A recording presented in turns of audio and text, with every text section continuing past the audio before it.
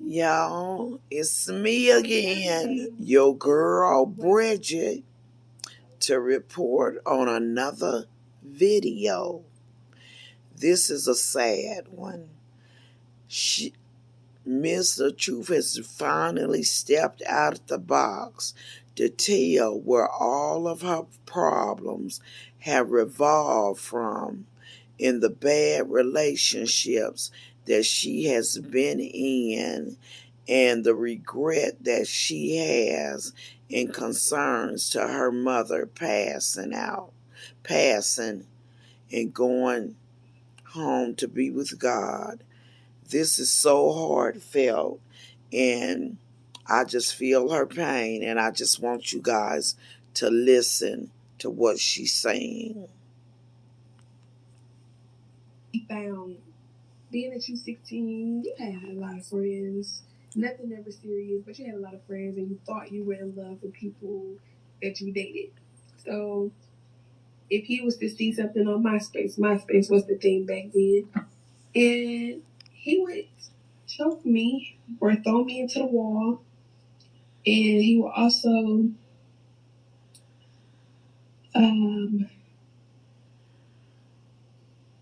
give me a moment. I mean, every day it was something. Whether it was I really feel bad for her. Whether it was throwing me in the wall, whether it was pulling a gun out on me. And I believe her. I remember going to his friend's house, and he said I could go out with my friends. And so I'm thinking, okay, cool, I get to go out with my friends. This is my first time. He gave me permission. And at 16, you don't know if that's right or not. Your boyfriend giving you permission to go somewhere, you don't know. So, of course, I'm like, oh, I get to go out with my friends. He going out with his friends. So I meet up with him after I leave from my friends. I was in high school. He was older than me. I went to his friend's house. He come outside. And he pulled a gun out. And he was going to shoot me. And it was, oh, he just loved me. He just trying to make sure, I'm not being with nobody else. I wasn't thinking that at 16. I didn't know what was going on. I just thought, it's just a boyfriend. He just want to make sure I'm not being with nobody else. The day I woke up, that day that made me walk away was the day I didn't know I was pregnant with Joshua, but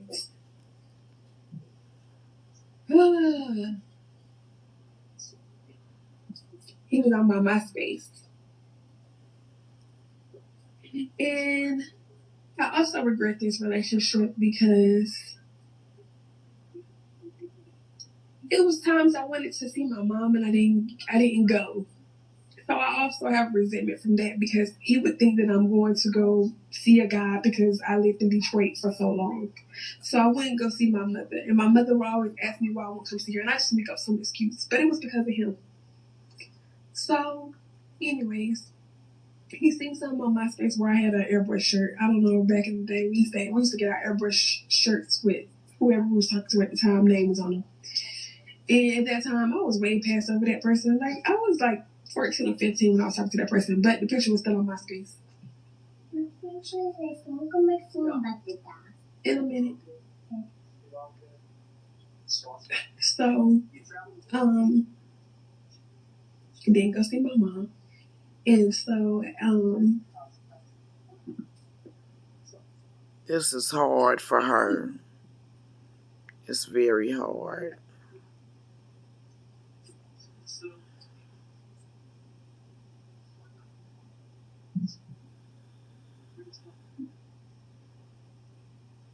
I made up so many excuses to not go see my mother, and I wish I did, but because I was young and dumb, I was only caring about a dude. So yeah, I had Joshua, and he threw me in the wall. I started bleeding, and so I went to the hospital. I found out I was pregnant. I moved out that day. I went back and lived with my dad. Then after that, I got pregnant. I went back to him because it was, oh, I'm sorry. And you're young and stupid. Oh, I'm sorry. I'm never going to do it again. I promise. Okay. I believe him. He's not going to do it again. He said he's sorry. Okay. I get pregnant with Isaiah. And then Lauren. And the abuse just never stopped. And one day I was in the parking lot of his job. And he came outside. And he was cheating on me. And when I confronted him about it, he got real angry. He just started banging on my windows with my kids in the car. So that scared my son, Isaiah. And ever since then, I just never went back to him. And then I just tried to be co-parenting with him. And he got married, and I tried to take my kids to go see him at his house. So I took them over there, and we park in front of the house. This time we're not together. He's telling me he want to be with me, but we're not together. He's married. So I pulled up so my kids can see him, and we get ready to go knock on the door. He comes out the door with a pit bull, y'all. A pit bull comes out that door with a pit bull and tries to stick the pit bull on my kids. Mm.